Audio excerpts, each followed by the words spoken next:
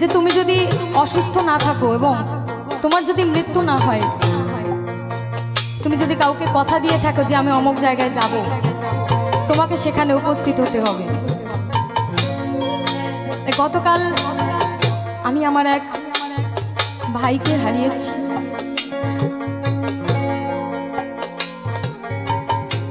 আমার আজকে এখানে দাঁড়িয়ে আসলে গান গাইবার মতো শক্তি ছিল না বা নেই। দয়াল গাওয়াচ্ছে তাই গাইছি। আমার ভিতরে কি চলছে সেটা একমাত্র আমি আর আমার দয়াল।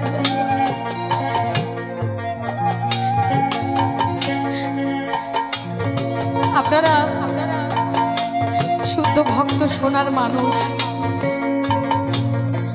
আপনারা আমার ভাইটির জন্য আশীর্বাদ করবেন।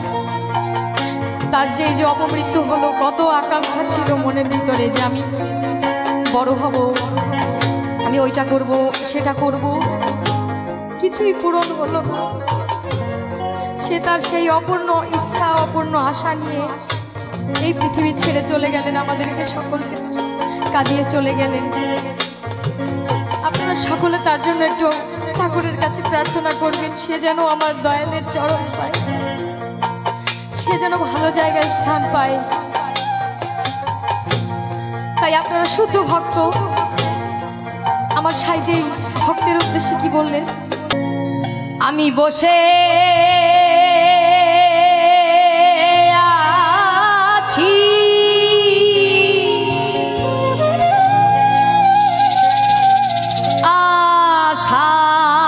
আষাঢ় সিন্ধু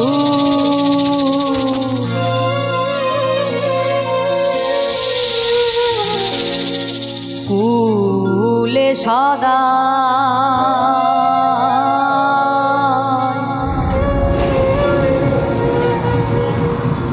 কবে সাধু চরণ ধুলি মোর লাগবে গায়ে, কবে সাধু ওই চরণ ধুলি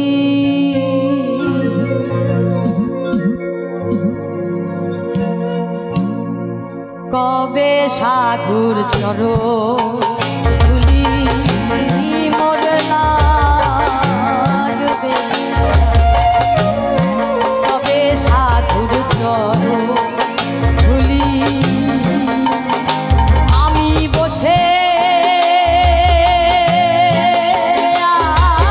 আছি আষাঢ় সিন্ধু কুলে সদা কবে সাধুর চরণ ধুলি মোর লাগবে,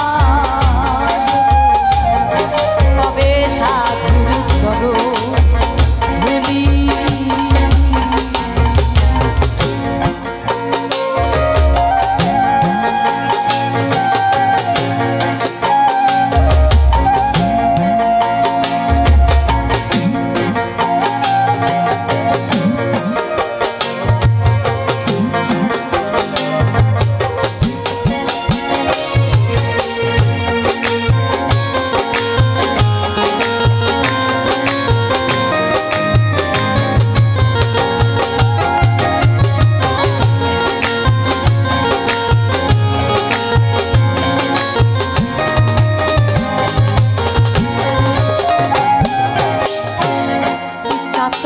যেমন মেঘের জাল বিনে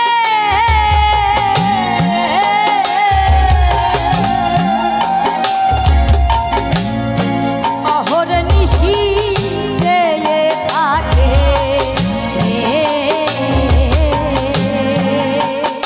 হিয়ালে,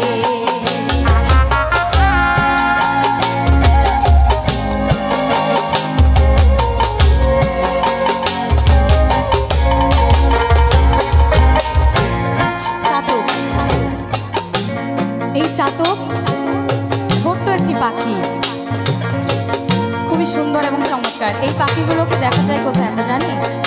এই পাখিগুলোকে সচরাচর সমুদ্রের কিনারায় দেখা যায়, যেখানে প্রচুর জল থাকে সামনে। কিন্তু ওই ছোট্ট চাতকের এতটাই মানে কি বলে, মন থেকে এতটাই জেদ, সেই জেদটা ও মনে মনে ধরে রাখে। কেমন জেদ?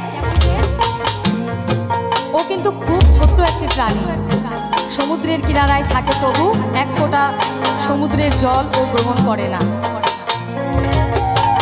ও একমাত্র ওই মেঘ ধিয়ানে চেয়ে থাকে যে কখন বৃষ্টি হবে এবং ওই বৃষ্টির জল সে গ্রহণ করবে।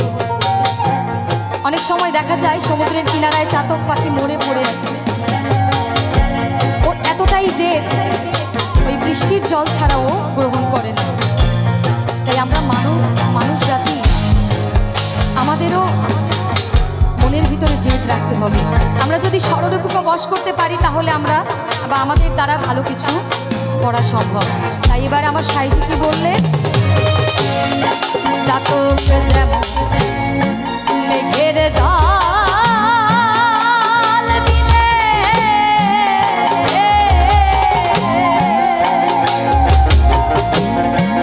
অহর নিশি থাকে,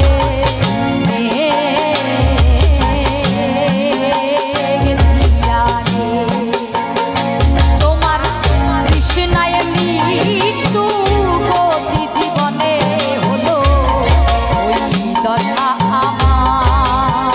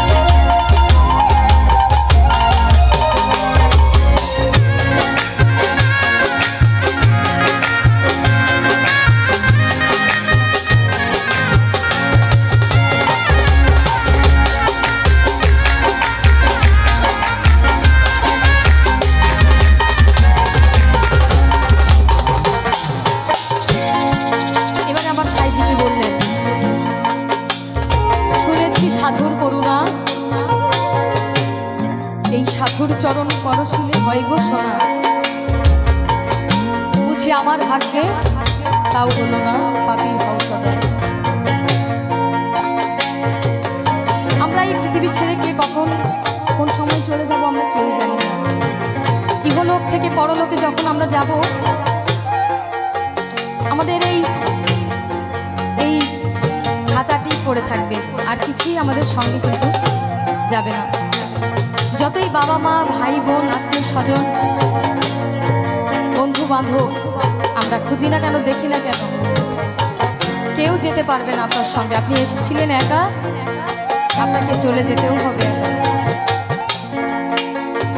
আমি যে আজকে এখানে সুস্থভাবে দাঁড়িয়ে আছি, আমার দয়ালের কৃপা হয়েছিল, তাই আজকে এখানে আমি দাঁড়াতে পেরেছি।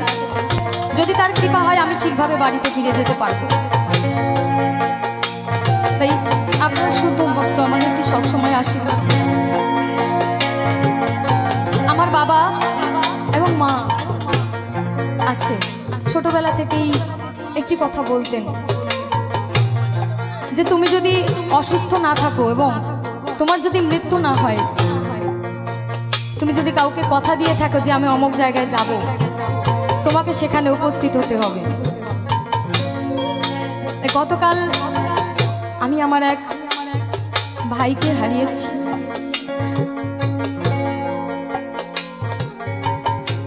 আমার আজকে এখানে দাঁড়িয়ে আসলে গান গাইবার মতো শক্তি ছিল না বা নেই। দয়াল গাওয়াচ্ছে তাই গাইছি। আমার ভিতরে কি চলছে সেটা একমাত্র আমি আর আমার দয়াল।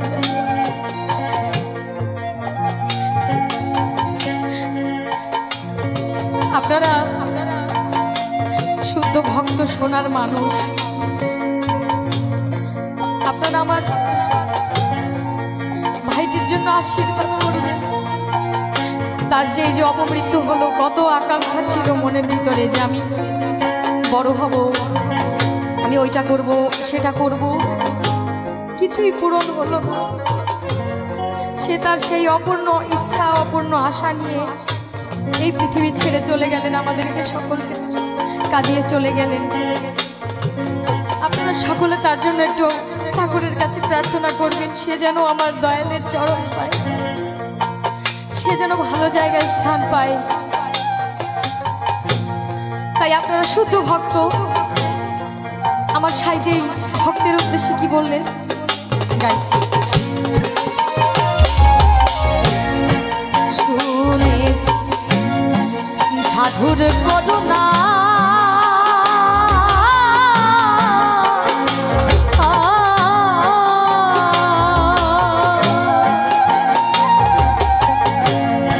সাধুর চরণ পরশিলে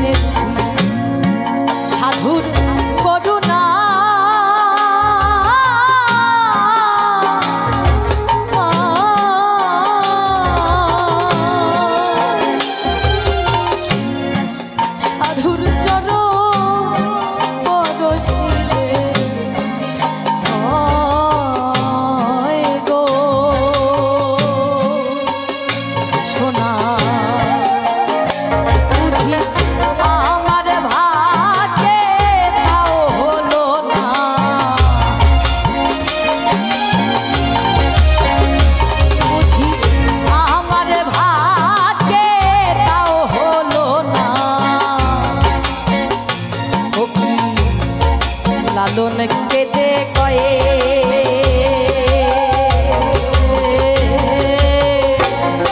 কবে সাধুর চরণ